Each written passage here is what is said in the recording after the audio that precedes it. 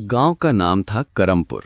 न बहुत बड़ा न बहुत छोटा, बस ऐसा गांव जहां हर किसी को हर किसी की खबर रहती है। यहाँ कोई नया आदमी आए तो अगले ही दिन पता चल जाता है कि वो कहाँ से आया, किसकी यहाँ रुका, क्या खाया और किससे बात की। गांव के बीच वाली सड़क के किनारे एक खुली जगह थी, लेकिन दोपहर के वक्त ठीक 12 बजे के आसपास वहां एक ठेला आकर टिक जाता। ठेला लगाने वाला था विनोद। उम्र करीब 33-34, चेहरे पर हल्की थकान, पर आंखों में ऐसी शांति जैसे वो दुनिया की भागदौड़ से अलग चलता हो।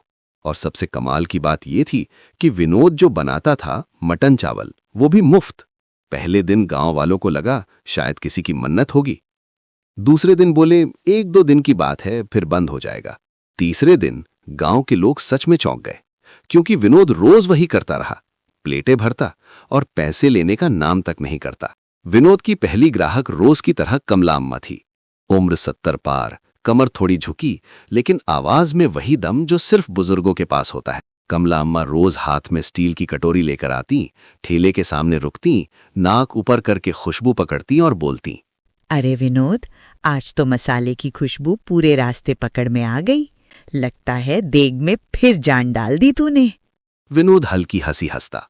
अम्मा, आप तो बिना देखे बता देती हो क्या बना है। कमला अम्मा कटोरी आगे करती और आवाज थोड़ा धीमा कर देती। बेटा, ये रोज मुफ्त खिलाना ठीक है, पर कब तक? मटन सस्ता नहीं होता, थोड़ी कमाई भी कर लिया कर।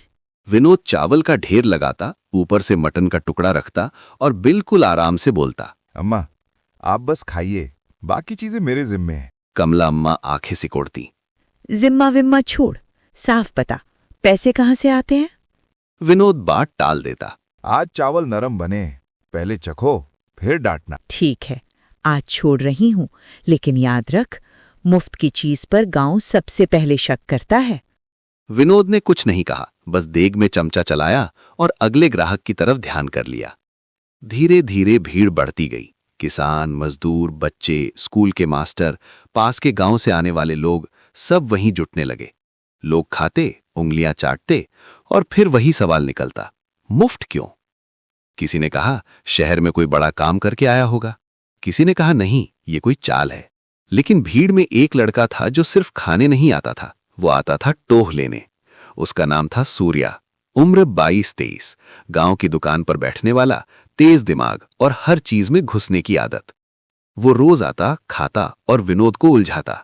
एक दिन सूर्या ने प्लेट लेते हुए साफ बोल दिया, विनोद भैया, आज सीधी बात पूछ रहा हूं, कोई घुमा फिरा के जवाब नहीं चलेगा। विनोद ने मुस्कुराकर पूछा, कौन सी बात? ये मटन चावल मुफ्त, रोज इतनी भीड़, मटन, मसाले, घी, लकड़ी, खर्चा कितना बैठता है? तो कमाता क्या है? विनोद ने चमचा देग में रखा और सूर्या की आंखों में देखकर बोला, रोज आता हाँ है, खाता है, हाँ पेट भरता है, हाँ। तो फिर बाकी छोड़ दे। ठीक है, आज नहीं तो कल मैं पता लगा कर रहूंगा। विनोद ने बिना पलटे कहा। पता लगा ले, बस खाना मत छोड़ना। उस शाम सूर्या ने सच में फैसला कर लिया, आज पीछा करूंगा। ठेला खाली हुआ। विनोद ने ठेला खींचा और धीरे धीरे गलियों की तरफ बढ़ गया। सूर्या कुछ दूरी बनाकर पीछे पीछे चला। विनोद ने एक बार भी पीछे नहीं देखा, जैसे उसे फर्क ही नहीं पड़ता कि कौन देख रहा है। विनोद गांव के आखिरी हिस्से में एक छोटे से घर में गया। दरवाजा पुराना, अंदर बस एक चटाई, 2 बर्तन और कोने में बोरी में थोड़े से चावल। सूर्या को लगा, ये तो कुछ भी नहीं है, फिर इतना सब कैसे है? विनोद में हाथ मुंह धोया और फिर एक पुरानी पेटी खोली। सूर्या की धड़कन तेज हो गई। उसे लगा अब नोटों की गड्डी निकलेगी या सोना, लेकिन पेटी से निकली एक फाइल, मोटी नहीं, बस कुछ कागज। विनोद ने उसे खोला, 1-2 पन्ने देखे और फाइल बंद कर दी। फिर वो रसोई में गया और अगले दिन के लिए मसाले छांटने लगा। सूर्या का पूरा प्लान ध्वस्त हो गया। ये क्या है? कोई रहस्य तो मिला ही नहीं। वो वापस लौटा, लेकिन अब उसके दिमाग में सवाल और बड़ा हो गया था। अगर पैसा नहीं है तो ये सब कैसे? अगले दिन सूर्या फिर ठेले पर आया। इस बार वो भीड़ में नहीं, सीधे विनोद के सामने खड़ा हुआ। भैया, कल मैं तेरे घर तक गया था। विनोद हंसा। घर तक? क्यों भाई, चोरी करनी थी? चोरी नहीं, मैं देखना चाहता था कि तू ये सब करता कैसे है।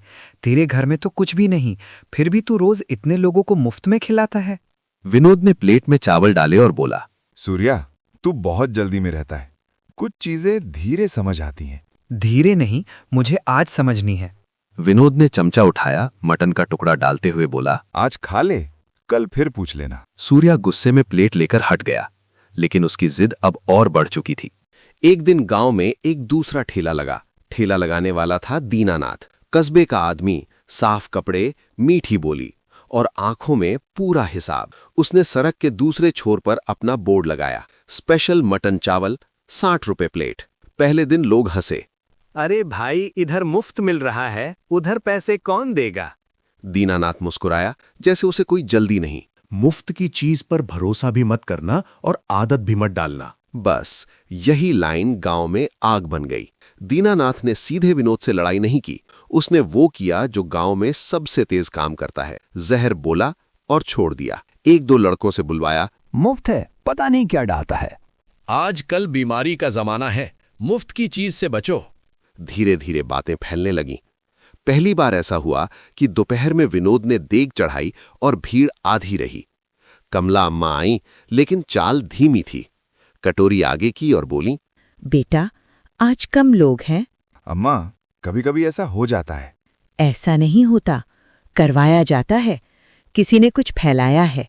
लोग जो सुनते हैं वही मान लेते हैं। और तू अब भी चुप रहेगा? विनोद ने कटोरी भर कर दी। मैं अपना काम कर रहा हूं अम्मा। कमला अम्मा जाते जाते एक बात छोड़ गईं। चुप रहना भी कई बार गलत समझा जाता है।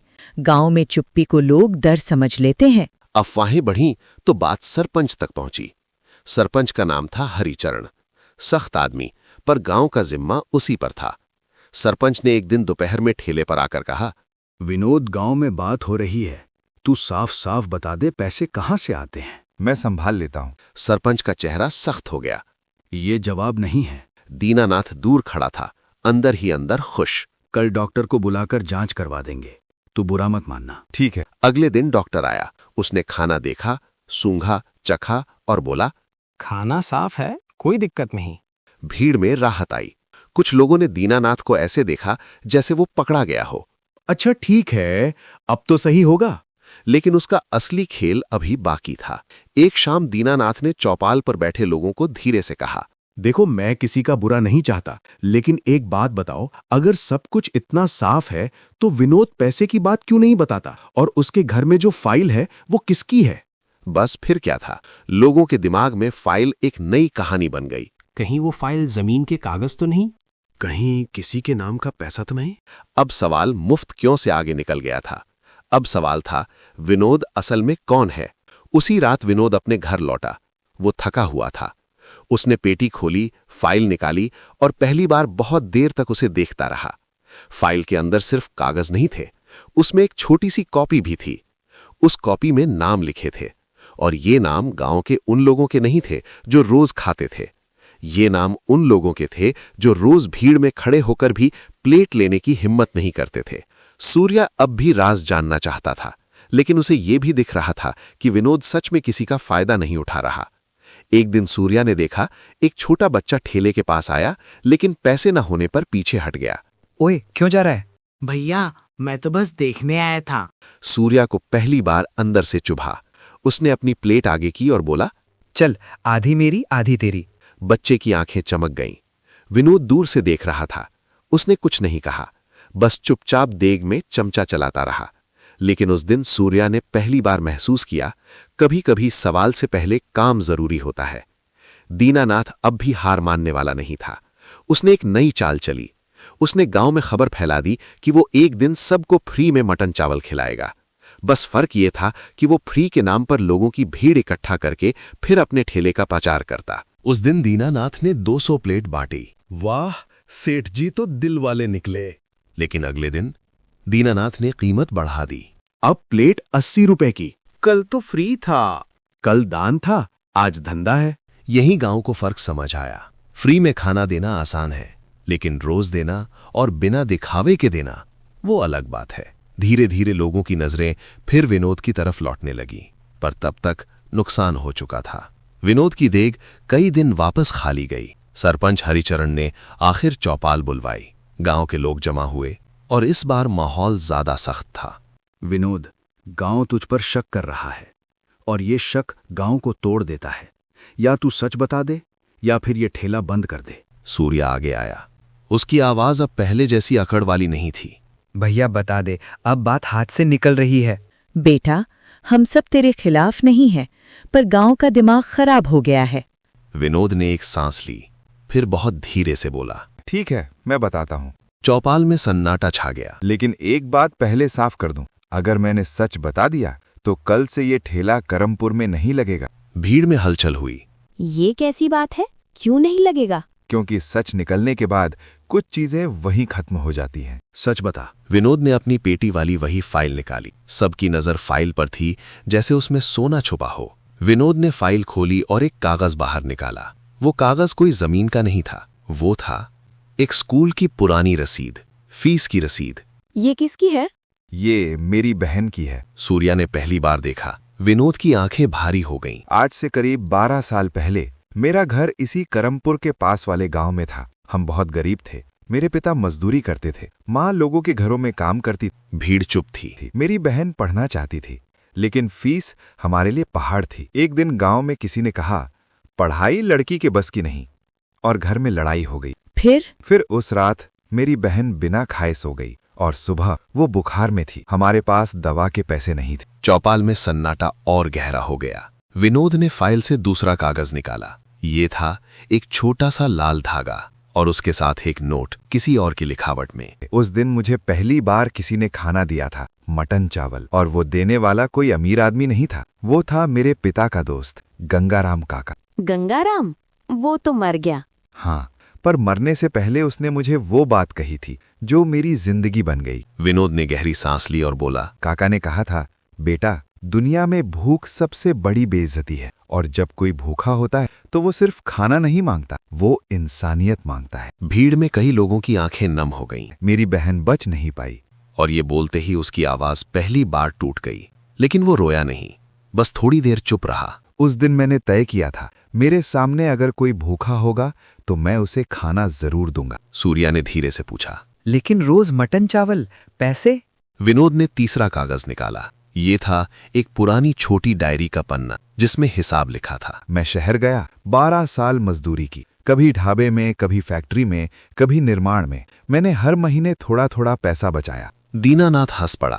तो तू अपना पैसा उड़ा रहा है, कब तक चलेगा? विनोद ने पहली बार उसकी तरफ देखा और बिल्कुल शांति से बोला, मैं उड़ा नहीं रहा, मैं वो पैसा वहीं खर्च कर रहा हूं जहां उसे होना चाहिए था। भीड़ चुप रही। मैंने तय किया था, जब तक मेरे पास दम है मैं ये ठेला चलाऊंगा, और जो मटन चावल लोग सपने में खाते हैं वो मैं उन्हें हकीकत में खिलाऊंगा। सूर्या के मुंह से बस एक लाइन निकली, पर भैया तेरा तो घर भी खाली है। घर भरने का क्या करूंगा सूर्या, जब इतने पेट खाली हों। भीड़ अब भावुक हो गई थी। लोगों ने सोचा अब तो सब ठीक हो गया, लेकिन विनोद ने जो अगला वाक्य बोला उसने सबको फिर से चुप कर दिया। अब मैं बताता हूं कि मैं सच बताने से डरता क्यों था। क्यों? क्योंकि जब लोग जान जाते हैं कि कोई अपने पैसों से खिला रहा है तो वो उसकी प्लेट नहीं देखते, उसकी जेब देखने लगते हैं। कमला अम्मा की आंखें खुली रह गईं। कल से तुम लोग पूछोगे कितना बचा है, कितने दिन और चलेगा, आज मटन कम क्यों, और फिर धीरे धीरे मुफ्त की आदत मेहनत से बड़ी हो जाएगी। मैं खाना दे रहा था, लेकिन मैं ये नहीं चाहता था कि कोई मुझे देने वाला समझकर मालिक बना दे और खुद को लेने वाला समझकर मजबूर बना दे। सूर्या ने फुसफुसाकर कहा, भैया तू सही है। अब गांव वालों के मन में दीनानाथ की हर बात झूठ लगने लगी। लोगों ने उसे घूरना शुरू किया। दीनानाथ चिढ़ गया। उसने चौपाल में ही बोला, अच्छा, तो अब ये संत बन गया, कल को पैसे खत्म हुए तो यही तुमसे मांगेगा। विनोद ने बिना गुस्से के कहा, मैंने कभी किसी से मांगा नहीं दीनानाथ, और तूने हमेशा मांगा है। भीड़ चौंक गई। गांव का जो अनाज तेरा गोदाम नहीं, छोड़ो, गांव की जो पैसे तुझे हिसाब में दिखाई देते हैं वो किसी गरीब की भूख में नहीं दिखाई देते। दीनानाथ का चेहरा उतर गया। उसके पास जवाब नहीं था। विनोद, तूने जो किया वो बहुत बड़ा है, हमसे गलती हुई, हमने शक किया, हम माफी मांगते हैं।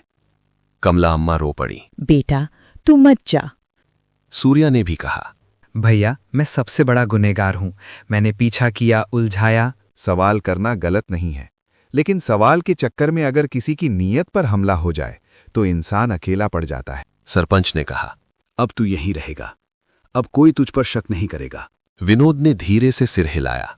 सरपंच जी, शक खत्म नहीं होता, बस कभी कभी छुप जाता है। भीड़ चुप हो गई। विनोद ने कहा, कल से यहाँ ठेला नहीं लगाऊंगा।